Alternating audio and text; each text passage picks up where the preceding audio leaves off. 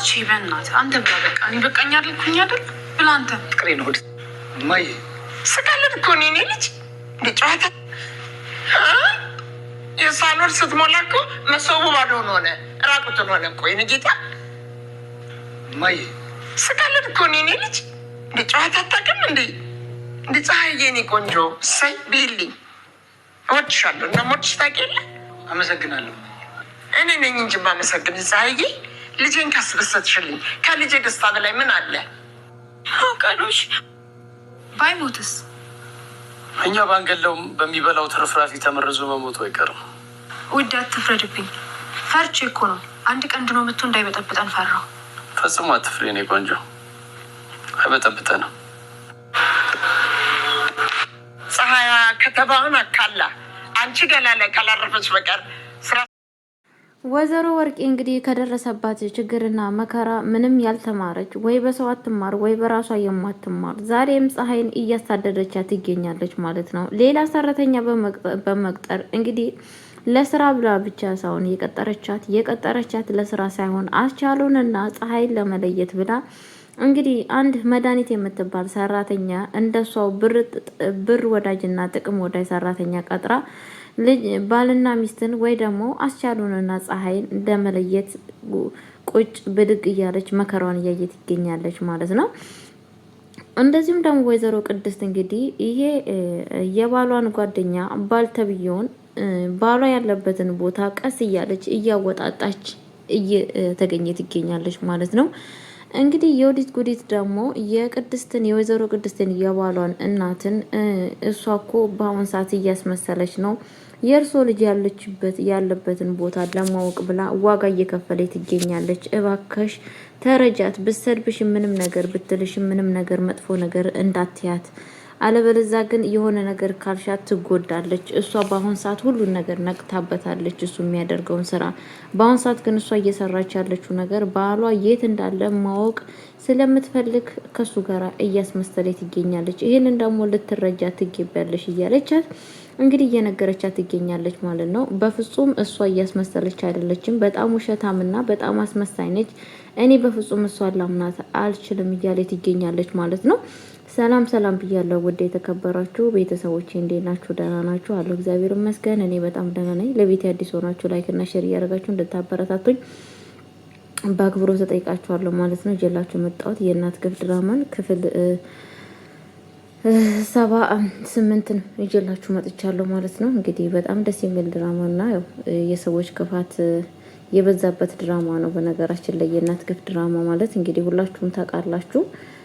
ከእናት ግፍ ድራማ ያልተማረ ሰው አለ ብዬ አላስብም እኔ በራሴ። ናአም ጠይብ ሁላችንም ተምረን ሁላችንም አስተውለናል ማለት ነው። ብዙዎች ግፎች፣ ብዙ ነገሮች ሰዎች ለሰው ግፍ እንደሚሰሩ ብዙ ነገር ተምረናል ማለት ነው። እግዚአብሔር ከእንደዚህ አይነት ነገር ይሰውራችሁ ጋይስዬ፣ ፈጣሪ ይሰውራችሁ ማለት ነው።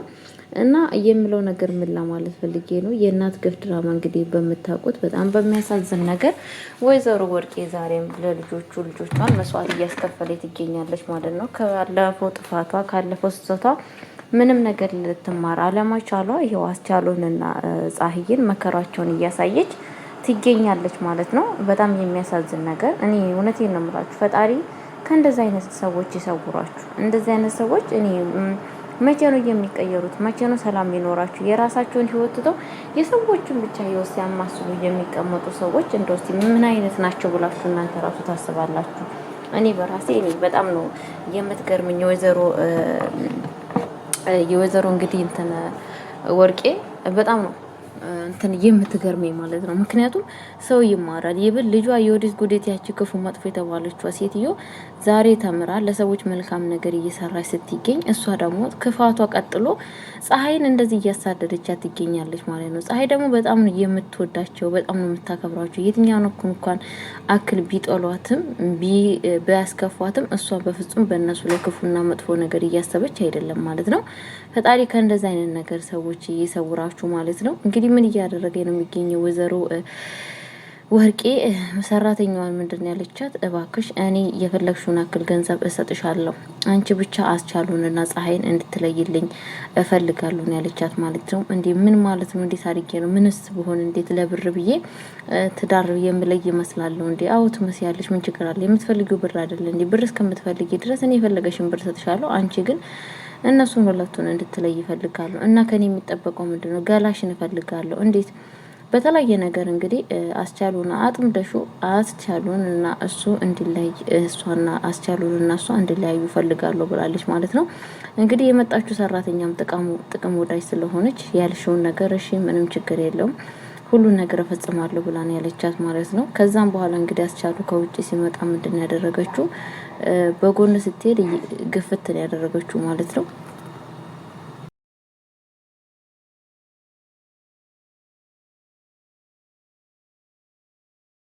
እንግዲህ በጣም በሚያሳዝን ነገር ማለት ነው ቤተሰቦቼ ዛሬም እንግዲህ በጣም እያሳደደቻት ትገኛለች ማለት ነው። እንደዚህ አይነት ማሳደድ ምን አይነት ማሳደድ ነው? እስኪ እናንተ ምን ትላላችሁ? ስለ ወይዘሮ ወርቄ የተነሳ ማለት ነው ምን ትላላችሁ? የወይዘሮ ወርቄ ስራ ያኔ ስላችሁ ምን ትማራላችሁ ከሷ? የቱን አክል እንኳን ማለት ስላችሁ እኔ ሰው ከጥፋቱ ይማራል ሰው ከጥፋቱ ጥሩ ነገር ይማራል ብለን ስናስብ ጭራሹን እሷ የምትማር ሳይሆን የምታውቅ ሳይሆን ጭራሹን ዘወትር ጥፋቷን በዛው እየጨመረች ትገኛለች ማለት ነው። በጣም በሚያሳዝን ነገር ማለት ነው። ሁሌም ጥፋተኛ ሁሌም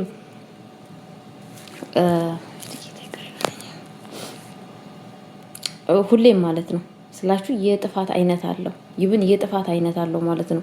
እኔ እውነቴን ነው ብላችሁ እኔ እንደ ወይዘሮ አይነት ወርቄ አይነት አይምሮ ፈጣሪ አይስጣችሁ፣ እንደ ፈጣሪ በህይወታችሁ አይስጣችሁ። ተምራ ማትማር የማታቅ ሁሌ በቃ ምን ልበላችሁ ሁሌ አንድ አይነት አስተሳሰብ ያላት በአሁን ሰዓት እኔ በእርግጠኝነት ይሄንን ነገር አስተሳሰብ ልጇ አትደግፋትም። የወዲት በአሁን ሰዓት አትደግፋትም። ይሄንን ወይዘሮ ወርቅ የምታደርገውን ነገር ማለት ነው። በእርግጥ ብላለች ከዚህም በፊትም አንቺ ነሽ እኮ እዚህ ነገር ደረጃ ያደረሽኝ፣ አንቺ ነሽ እኮ ይሄንን ነገር ያስለመርሽኝ እያለቻት ነበረ ማለት ነው።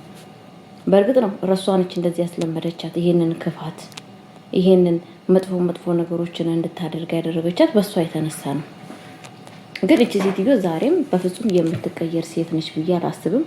ዘወትር አንድ አይነት አስተሳሰብ አንድ አይነት አመለካከት ያላት ሴትዮ ነች ማለት ነው ወይዘሮ ወርቄ ማለት። በጣም ነው የሚገርመው። እውነቴን ነው ብላችሁ እንዴ ሰው ልጅ አይቀየርም? ሰው አይሆንም? እኔ እውነቴን ነው ብላችሁ እንዴት ሰው ልጅ ሰው አይሆንም?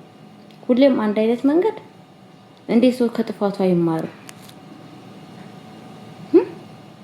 እንዶ ምን ትላላችሁ? ሰው ከጥፋቱ የማይማር ሰው ምን ትላላችሁ ጋይስዬ?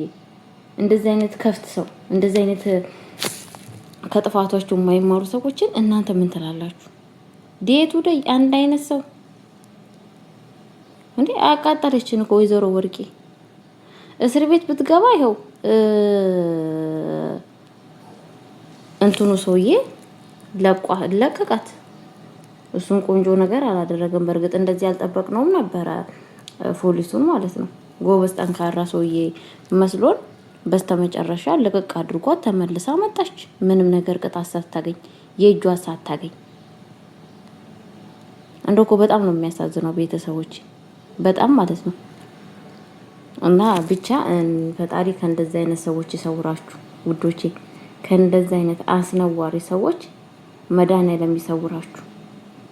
እንዲህ በጣም የሚያስጠሉ መቼ የሚማሩ ሰዎች እንደሆኑ ማለት ነው። ሰው ሆኖ እንዴት ሰው አይማርም ስላችሁ፣ ሰው ልጅ ይማራል፣ ሰው ልጅ ያስተውላል፣ ሰው ልጅ ያቃል ቢባል ሲባል ጭራሹ ነው እሷ ወደ ታይ ነው የምትሄደው ማለት ነው። እና እኔ እውነቴን ነው ብላችሁ በጣም ነው የገረመችኝ ማለት ነው። ፀሐዬ በጣም ነው ያሳዘነችኝ በዚህ አጋጣሚ። ፀሐይ በጣም ስቃይ ውስጥ ነው ያለችው። ከእንደዚህ አይነት ትዳር የቀረ ትዳር ይሻላል። ወይንም ደግሞ በፊትም እንዳለ ወይ ተከራይቶ ቢኖሩ አሪፍ ነበረ። ቢከራዩ ኖሮ ማለት ነው። ቢከራዩ ኖሮ በጣም አሪፍ ነበረ። ከዚህ ወይዘሮ ወርቄ ጋር ሆኖ ሰላም እናገኛለን? በፍጹም አያገኙም። በፍጹም ወይዘሮ ወርቄ ሰላም የምትሰጥ ሴትዮ አይደለችም። ለራሷ ሰላም ጠፍቶባት የሰዎችንም ሰላም የምታደፈርስ ሴትዮ እስከሆነች ድረስ ከሷ ጋር ሰላም አገኛለሁ ከሚሉ የራሳቸውን ህይወት ቢኖሩ ነው በራስ የሚለው ማለት ነው። ቤተሰቦቼ እንግዲህ ከእንደዚህ አይነት ሰዎች እግዚአብሔር ከህይወታችሁ አውጣላችሁ ነው የምለው። ቤተሰቦቼ እግዚአብሔር ይሰውራችሁ። እሺ እውነቴን ነው የምላችሁ፣ ይሰውራችሁ እና መልካም ጊዜ። ለቤት አዲስ የሆናችሁ ላይክ እና ሼር እያደረጋችሁ እንድታበረታቱኝ በአክብሮት ጠይቃችኋለሁ። መልካም ጊዜ